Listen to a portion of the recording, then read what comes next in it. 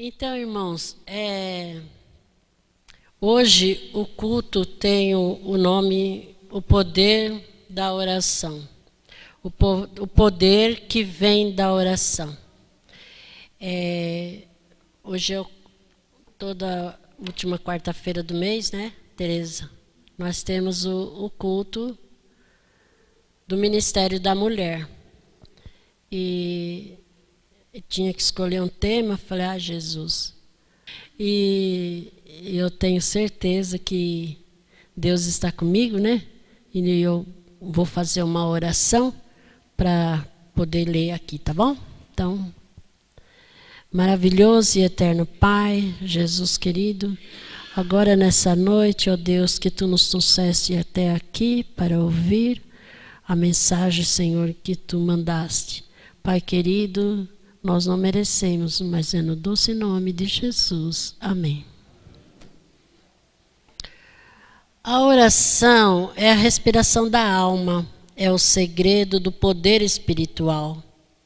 Uma das orações mais poderosas da Bíblia é a oração de Josué.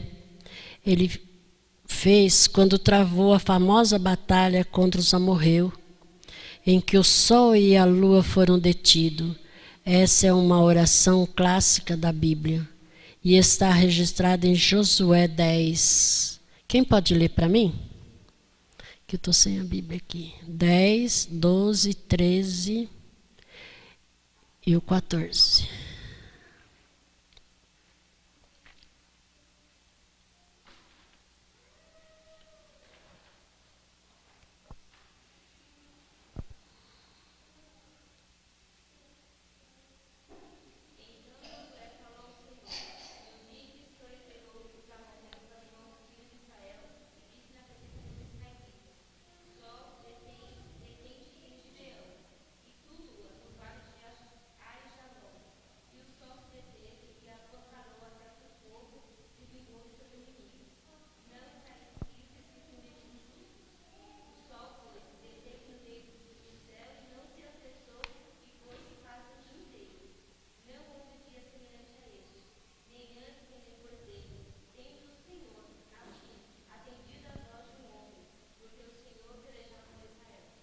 Amém, né? Então, irmãos, aqui nós vemos que o verso seguinte é o 14, né? Você leu o 14? Pode ler o 14. Já leu? Então, aí aqui no verso 14, ele mostra o assombro do grande milagre de Deus. Um homem de oração, né, irmãos? Nós temos homens de oração hoje? Nós temos grandes homens de oração, né?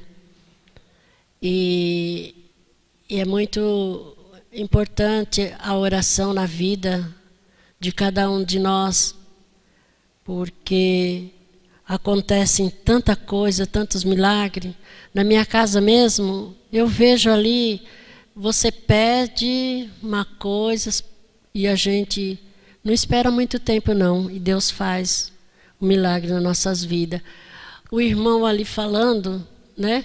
Como que está o mundo lá fora, gente? Está disso para pior, né?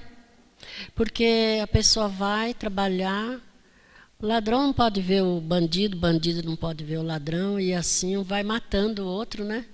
Meu Deus, é incrível. De manhã cedo até a noite, você não pode ligar a televisão. Se você ligar a televisão, você vê só coisas horríveis. Então a nossa vida, irmãos, tem que ser de oração mesmo.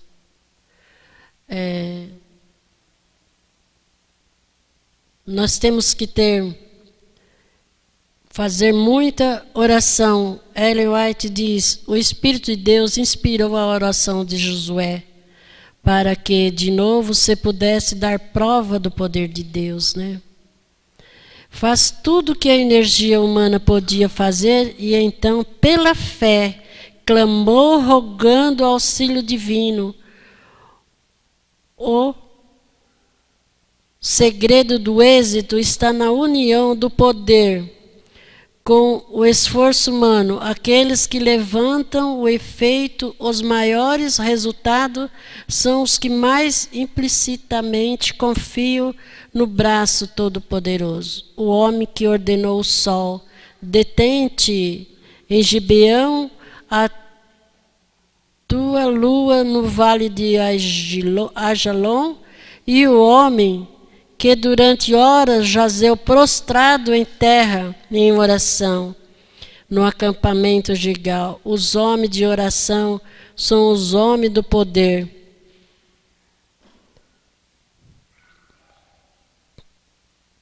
Quando nós vamos orar, é muito rápido, né, as nossas orações. Antes, quando eu não estava aqui, eu orava muito. Mas a falha está em mim, porque Deus pede e a gente lê a palavra de Deus, e a palavra de Deus diz que grande milagre, grande coisa Deus fez com os homens de oração que pediam, e aí eles viam. Porque as guerras que existiam lá em Israel contra seus inimigos, não era eles que ganhavam a guerra, era Deus que estava com o povo de Deus. Então, nesses últimos dias que nós estamos vivendo aqui na face da terra, nós devemos ter mais esse cuidado de orar mesmo, porque o mundo está cada vez pior, né? E nós vemos também, imagina Daniel, quando Daniel estava lá naquela multidão, uma multidão tremenda, todos estavam ajoelhados.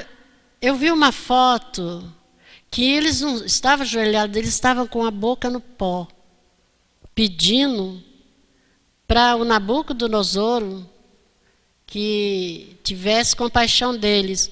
E Daniel e seus amigos estavam firme em pé, e falando: nós não vamos dobrar o joelho. Então, irmãos, quando eu vi esse vídeo, eu falei: nossa, eu moro aqui em São Paulo, eu nasci aqui, meu marido aqui, meus filhos aqui, então, para onde eu vou, né? Quando vier a perseguição. Aí eu digo: meu Deus, não vou para canto nenhum, vou ficar aqui, já me entrego logo, pronto e acabou, né? Ai, meu Deus, eu fico pensando: Jesus, eu sou pecadora, e o Senhor me põe teu Espírito que me dê mais força para me orar. Tem irmãs daqui que pedem para mim. Eu tenho um grupo de oração, e esse grupo de oração, as irmãs pedem muita oração por muita doença. Esse maldito câncer está também acabando. Ontem eu fui chamar um garoto, que eu vou pedir para os Caleb lá na casa deles. Eu fui chamar o garoto para vir aqui, convidar ele. É um jovenzinho, meu vizinho, eu não sabia, está com câncer no pescoço. Aí ele falou: olha, se eu não estiver indo lá tomar químio, eu falei: o quê? Se eu não for lá tomar químio, eu falei: meu Deus. Aí eu já até, sabe, eu ia falar mais coisa para ele, aí eu perdi. Fiquei assim, meia perdida, não sabia o que falava para ele. Um garoto forte, né? Aí ele falou o nome do que era, mas ele falou: é um câncer. Eu falei: Jesus, tem misericórdia. E é assim, nós sabemos que nós, homens de Deus, mulheres de Deus, temos que orar muito.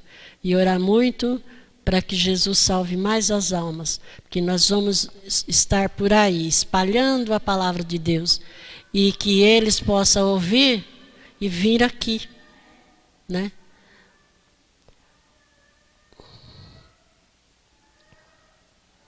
Os homens de oração são os homens de poder. Os grandes heróis da fé tinham uma comunicação viva e aberta com o céu. Eles tinham em mente que sem oração não conseguiriam fôlego para encerrar a carreira. Eles venciam as provações dia após dia, pois a maioria as vitórias da Igreja de Cristo ou do cristão em particular são as vitórias ganhas na sala da audiência de Deus. Quando uma fé cheia de ardor e agonia lança a mão do braço forte de oração. Está em Patriarcas e Profeta, página 203. A oração de Josué não foi fruto de arrogância ou presunção, mas fruto da fé que tem apenas aqueles que possuem uma vida de oração. Josué precisou de mais um dia bem empregado fazendo a vontade de Deus e recebendo a vitória de Deus. Amém? E nós também somos um deles. O Josué, nós somos o Josué de agora. Temos que orar para nós ver a vitória, não é? E a oração é muito poderosa nas nossas vidas. Precisamos, se poder vencer o mal, precisamos de poder para resistir às tentações, precisamos de poder para cumprir a missão, precisamos de poder para testemunhar, precisamos de poder para vencer o grande conflito. Né, irmãos? É muito conflito. E o conflito é muito grande. É com enfermidade em casa. É com o que acontece em uns lares de irmãos que estão em pé de guerra. E a gente fala, meu Deus, o que é isso? Por que isso está acontecendo? É porque nós estamos num grande conflito. O inimigo está tentando, ele está aterrorizando os jovens. No grupo de oração eu vi ontem uma menina que a irmã pediu oração, ela está com 3 anos que ela está tentando se suicidar. E ela não está conseguindo. Então, vamos orar por esses jovens.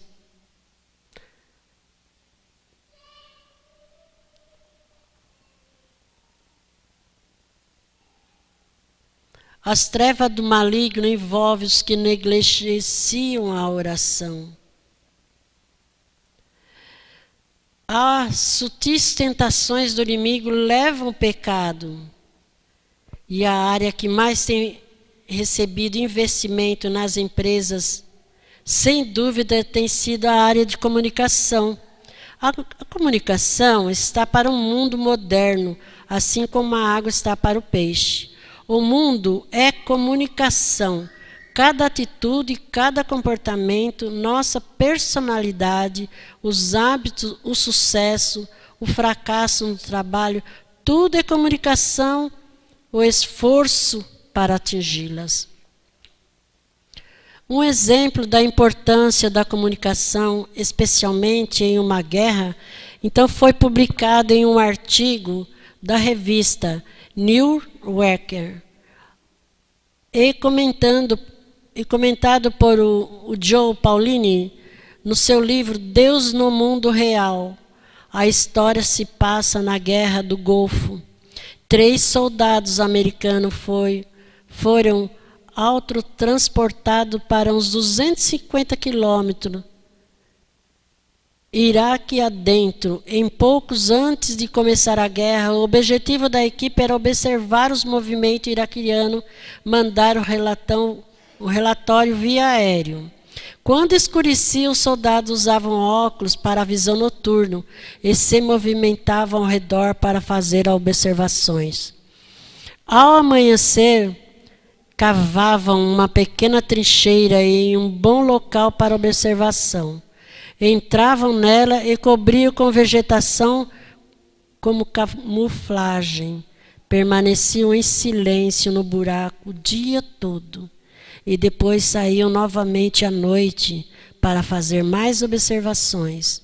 Certa manhã, localizaram um bom posto de observação nos arredores de uma vila iraquiana.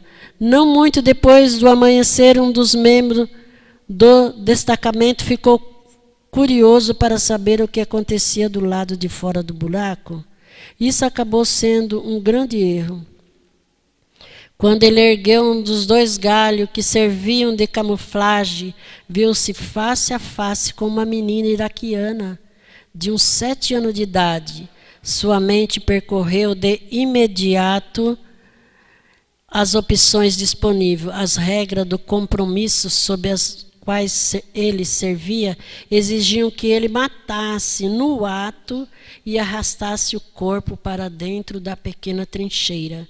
Permanecer sem ter dictado pelo inimigo era a mais alta prioridade da missão. Mas quando ele olhou dentro daqueles olhos infantis, tão cheios de vida, ele simplesmente não conseguiu fazer aquilo. Ela podia ser uma inimiga, mas naquele momento ele também viu a humanidade de uma criança. Pensou puxá-la rapidamente para dentro da cova, mas mesmo que conseguisse mantê-la quieta, a sua ausência logo seria perseguido. Assim tentou uma terceira opção, dizia-lhes por mímica que estava fazendo uma brincadeira e que ela não deveria contar a seu pai ou a qualquer outra pessoa que se encontrava ali. Então permitiu que ela fosse. Aqui quer dizer que ele queria salvá-la, queria salvar eles, mas ele salvou ela, mas aconteceu uma coisa muito trágica, que se não fosse por meio de um rádio que eles tinham para avisar o que estava acontecendo, aí eles salvou a menina, mas vieram. O inimigo vem. Pode ficar sossegado que o inimigo vem de um jeito ou do outro, por isso que nós temos que vigiar. Nós temos que vigiar, porque quanto menos nós esperamos, o inimigo vem, né? A comunicação é a chave das operações bélicas modernas. A diferença entre a colisão dos aliados e os iraquianos era a capacidade de comunicar e se ordenar força no momento decisivo. A guerra está lá, né? É por lá, né, que está a guerra. Está uma guerra, né? E eu não gosto nem de ver muito, porque a gente tem muito pedido de oração, e o que a gente mais tem pedido de oração é por esses, né, que estão lá na guerra. Estamos em uma guerra que é chamada de o grande conflito. A Bíblia diz, porque a nossa luta não é contra o sangue e a carne, e sim contra os principados e potestades, contra os dominadores deste mundo tenebroso, contra as forças espirituais do mal nas regiões celestes. A paz que vem da oração. A verdade é que não existe um tempo exclusivo para a oração, mas a Bíblia nos dá algumas dicas de quando orar. Por exemplo, Davi e Daniel oravam 3 vezes ao dia. Salmo 55 e 17, Daniel 6 e 10. Antes das refeições, como Jesus fazia, Jó 6 e 10 e 11. Quando tentados, Mateus 26, 41. Tessalonicenses 5 e 17. Antes das decisões difíceis, aquela que consideramos fundamental para iniciar o dia, a oração feita pela manhã, Salmos 5 e 3. Às vezes muita coisa acontece porque nós não fizemos a oração. Saímos depressa, não fizemos o culto da manhã. Eu fico muitas vezes lembrando da irmã Cândida, quando ela pregava. Ela falava, eu sempre sozinha, e ela falava, Neide, eu faço o culto da manhã sozinha com os anjos. É eu e os anjos, porque não tem como eu fazer oração se não for só com os anjos. Não tem ninguém na minha casa que faça comigo. E o pôr do sol também. Temos que fazer e clamar a Deus Quando nós clamamos a Deus, nós sentimos um refrigério na alma. Então, aqui está falando, uma vida de oração é que Deus espera que apresentemos a oração, é um sinal de vida espiritual. Nossa espiritualidade e a produtividade na obra do Senhor estarão sempre em proporção direta com a consistência de nossas orações. Se tivermos falhado nesse ponto, é o momento de tentarmos a segunda decisão. Levantar-me-ei e irei ter com meu Pai e lhe direi. Ir ter com o Pai, falar com o Pai, eis a nossa maior necessidade. A história apresenta os homens de oração, eles eram homens de poder, eles oravam e o tempo mudava. Eles oravam e as pessoas eram curadas. Eles oravam e o céu se abria. Eles oravam e a tentação se afastava. Eles oravam e força, poder e paz alcançavam. Amém? Vamos orar. Maravilhoso e eterno Pai, muito obrigado por essa noite, Senhor, estar aqui conosco.